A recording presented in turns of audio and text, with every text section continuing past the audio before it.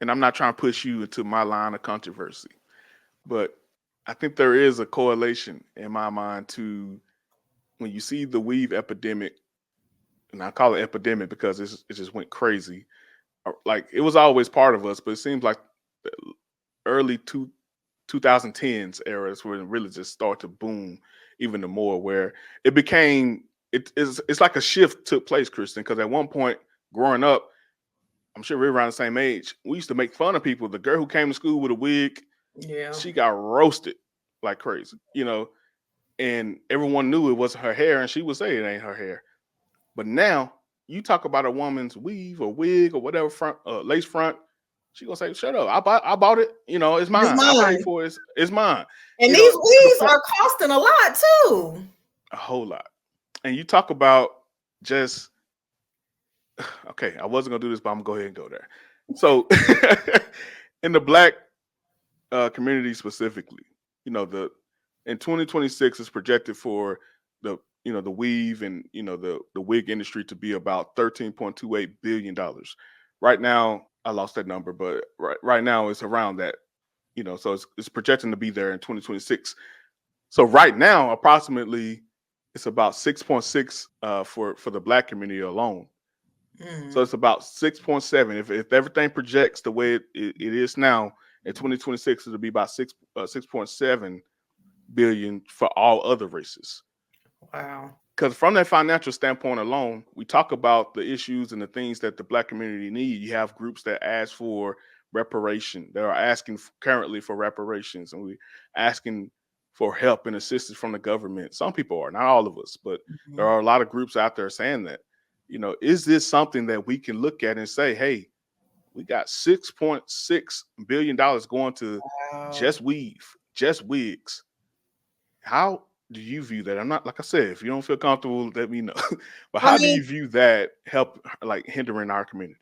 people put their money where your treasure is where your heart will be. So if you are Amen. spending, and it's really just something you have to assess for yourself. So if say I had a perm, or maybe I want a wig on top of my locks.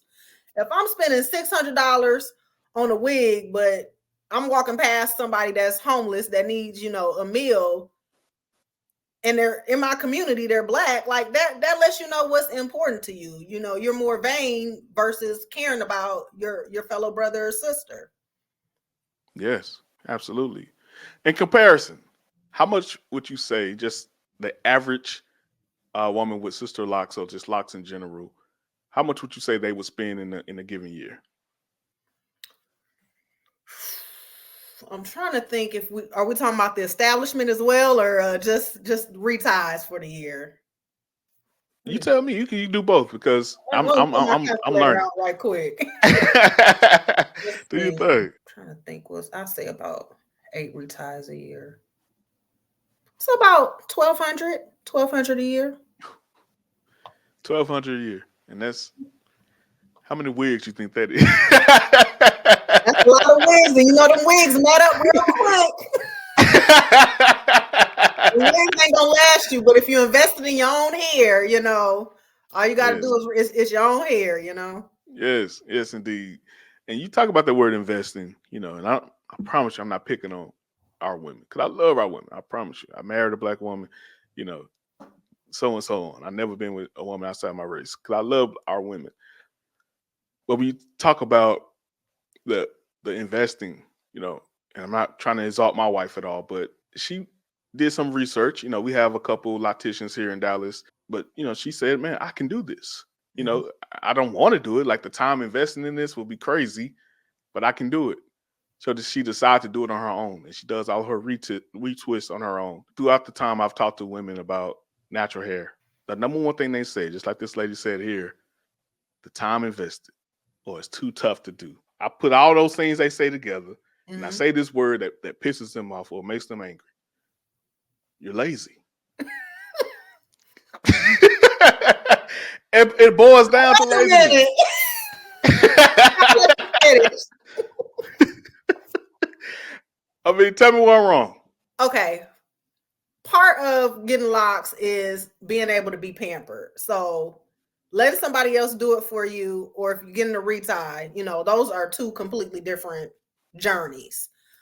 So if somebody decides to do it on their own, I take my hats off to them. I don't do my own reties. I barter with another consultant. So if you're doing it, like I said, I take my hats off to her. But yeah, it's a lot of work. And so if we're talking about time invested as far as sitting down to get the locks put in, to get the locks established, you're not doing the work. I'm doing the work. Your consultant is doing the work. So I mean, yes, time as far as you might have to, block off a day or two to get the initial establishment, but you can watch movies, bring your laptop, work, do whatever you got to do. But yeah. It's about how long you can sit, and we always take breaks and everything like that. But if you don't want to do your own retie, you're not lazy, because it really is a lot of work. Your hands are over your head the whole time. And, after an hour or two, I start joining locks and, I make knots. And so that's when I realized I'm not doing them myself. I took the class. I'm not built for this. Right. And when we talk about locks, that definitely is an upper echelon of, natural hair, upper echelon of difficulty, I would say, especially when it comes to the time that it takes. However, when it comes to just regular Bantu knots and, things of that nature, what excuse do we have for them that don't want to do that? I guess none, but they just have to go have a professional do it. Just you can go to the hair school. Like I go to the hair school. I'm an evening student, and they come in and they pay about $10 to get a shampoo and a style, because they're not paying for all they're paying for is the products. They're not even paying for the labor. So if you don't feel like doing your own hair, male calls it lazy, but if you don't want to do your own hair, go to the beauty school, because it's a lot of aspiring stylists, and they're not licensed yet. But as long as you go in there and you sign that waiver, let them use you as a guinea pig. But it's somebody coming around and checking on us, and all of that. So just do that. You don't have to do the work, and you don't have to pay as much as an actual stylist. So I would suggest going to a hair school, beauty school. I love it. See, she's providing solutions, ladies and gentlemen, providing solutions. Well, as we begin to wrap up here, Kristen, more than anything, I hear this lady's heart, and I say she's saying the quiet thing out loud, because when you see the numbers, financial numbers, more than anything, it's saying she's not the only one buying all these wigs and weaves. The reason that women are choosing to wear this beyond wearing the natural hair, and they say, hey, we just got a protective style. Well, what are you protecting it from? Like, I never see your other hair. It's just like having a car in the driveway and you got the car cover on like 365 days of the year. Nobody knows what's under there, at the end of the day. What do you say to a women that actually feel this way and are afraid to admit it, or just don't want to say it publicly, of course, but speak to their heart, speak to the woman that's actually looking at herself in the mirror and doesn't like what she see? I can't make them love themselves, but established roots first and foremost is about spiritual roots. Part of being accepted is not just accepting your hair, but accepting who you are and being accepted by Christ, because you're accepted and beloved in him. So if you accept him, he's already died and accepted you. And so that's part of it. Not just your hair, but all of you, your entire whole being. So that is the biggest takeaway that I have for that. And just on the hair part of it, I get it. When I was in college, before I locked up and I had my natural hair, I was so sick of doing my hair to the point that I was wearing a wig, and I'm embarrassed to say this, but it got matted up underneath. It was supposed to be a protective style, and I took that wig, I had to cut half of it off. Like, it was so bad. So that was lazy. That right there, that was lazy.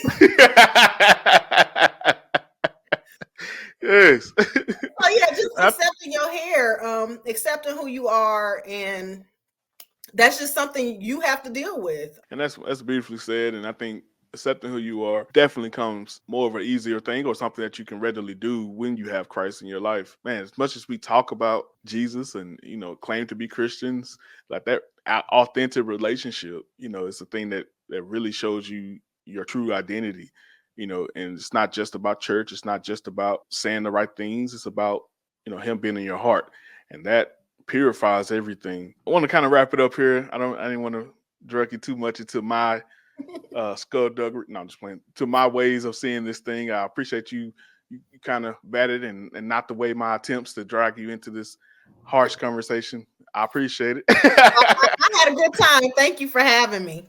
Oh, it's my honor and pleasure. And I want to give you the floor, give you your last words, whatever you like to say to the people. Also, tell people how they can find you on all your social medias. I am Kristen Lynette Brown on Instagram. So that's KristinLynnette